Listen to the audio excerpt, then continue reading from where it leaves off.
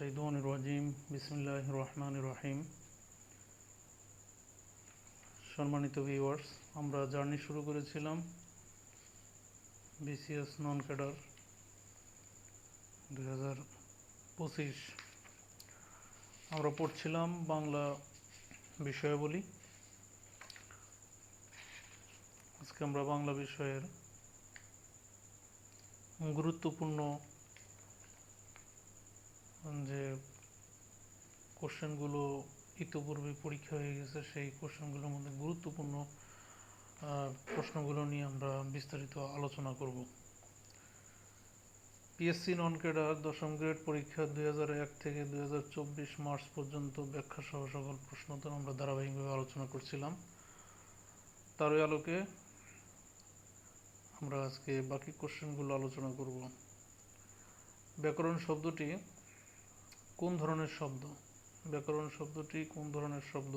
অর্থাৎ বাংলা, সংস্কৃতে, বিদেশি তদ্ভব।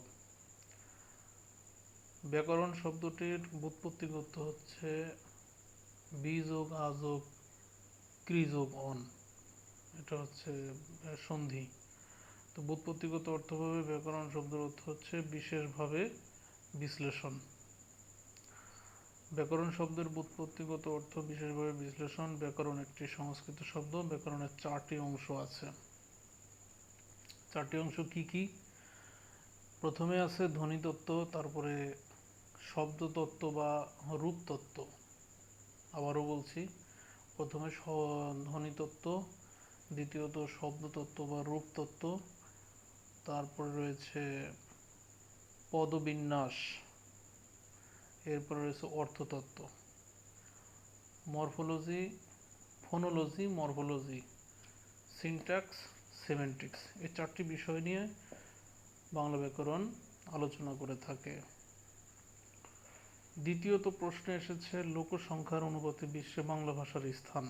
তো আমরা এই কোশ্চেনের উত্তরটি একটি সন্দেহমূলক, অর্থাৎ আমাদের নবম দশম শ্রেণীর মনির হোসেন চৌধুরী এবং মোফাজ্জল হায়দার চৌধুরী, এই বইটি আপনারা জানেন যে এটি একটি চাকরির বাজারের জন্য বা আমাদের বাংলা গ্রামারের জন্য একটি ব্যাপক গুরুত্বপূর্ণ বই।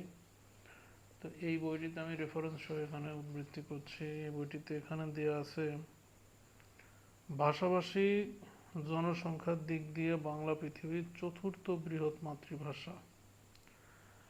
এখন এর পরে যে এডিশনটা এসেছে নবম দশম শ্রেণীর পুস্তকে, সেখানে এই এডিটিং হয়ে ওখানে আমি দেখেছি যে 5ম, কিন্তু এই বইটাতে এখনো 4র্থ আছে।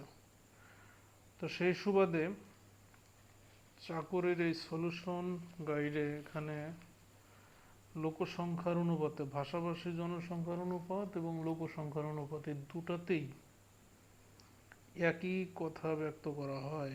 সেই লক্ষ্যে লোকসংখ্যার অনুপাতে বিশ্বে বাংলা ভাষার স্থান 5ম।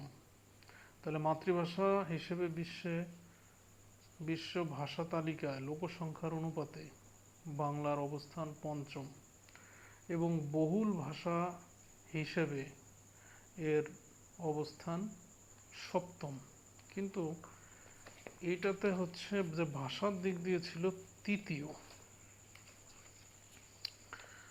আর জনসংখ্যার দিক দিয়ে এটা ছিল 4র্থ। বর্তমানে পৃথিবীতে প্রায় 24 কোটি লোকের মুখের ভাষা বাংলা। এটা আগের বইতে ছিল, এখন আরো বেড়েছে। তো যাই হোক, আমরা আপডেট দিয়ে সাবজেক্টটাও সংগ্রহ করে এই বিষয়ে আমরা আলোকপাত করব।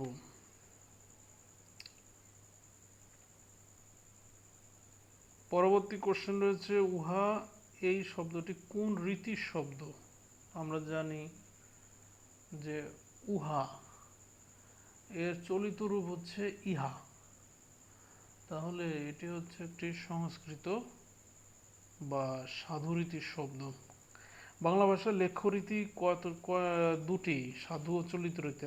এখানে বিষয় হচ্ছে যে ভাষার রূপ সাধারণত প্রথমত দুইটি, একটা হচ্ছে লৈখিক, আরেকটা হচ্ছে কথ্য বা মৌখিক। এখন লৈখিক রূপকে আবার দুটি ভাগে বিভক্ত করা হয়েছে। এক নম্বরে আছে সাধু, দ্বিতীয়ত হচ্ছে চলিত। আমরা জানি চলিত ভাষারীতির প্রবর্তক হচ্ছে প্রমথ চৌধুরী। এরপরে রয়েছে অঞ্চলভেদে, একটা আছে আপনার প্রমিত বা আদর্শ রীতি, আরেকটা রয়েছে কলিকুয়াল ল্যাঙ্গুয়েজ বা রিজনাল ল্যাঙ্গুয়েজ, যাকে আমরা আঞ্চলিক রীতি বলে আখ্যায়িত করে থাকি। তাহলে বাংলা ভাষা লেখ্যরীতি দুটি, সাধু ও চলিত। উহা একটি সাধু রীতি। সাধু ভাষা তৎসম শব্দবহুল, সাধু ভাষা তৎসম শব্দবহুল বা সংস্কৃত শব্দ। তৎ শব্দের অর্থ তার, আর সম সমান। কার সমান? সংস্কৃতের সমান। চতুর্থ নম্বর কোশ্চেনে রয়েছে কোন বাংলা পদের সাথে সন্ধি হয় না?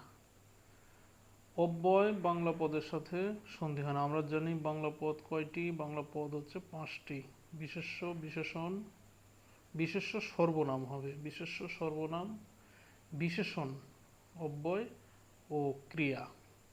এটা আমরা বলে থাকি সাজিয়ে, এই জন্য মূলত বিশেষ্য এটা একটি নাম। বিশেষ্য যেমন বিদ্যালয়, বিদ্যা যোগ আলয়, এটা সন্ধি হয়। এরপরে রয়েছে বিশেষণ, যেটা গুণবাচক, গুণবাচক। সৌন্দর্য, এই শব্দগুলোর কিন্তু সন্ধি হয়। ক্রিয়া, এটারও সন্ধি হয়।